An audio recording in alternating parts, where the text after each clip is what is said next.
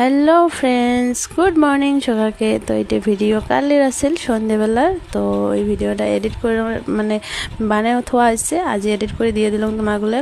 তো আজ কালি সন্ধ্যেবেলা খাচ্ছি আমার পাস্তা। তো দেখি থাকো পাস্তা রেসিপি, মানে পাস্তা তো সবাই বানায়, তো তাও আরও কি ভিডিও দিম ভাবি না পাঙার জন্য সিম্পলভাবে বানালাম আরও, কারণ বেটি খাবে যেহেতু ঝকমাকো কোনো মানে নাই, আর ডিমও আনা না আছিল।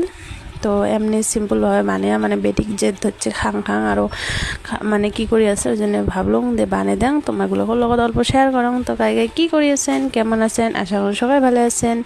আর কালি এমন কোনো ব্লগ ভিডিও শেয়ার করং নাই, তার জন্য ভাবলাম আজ এটা শেয়ার করে দাম।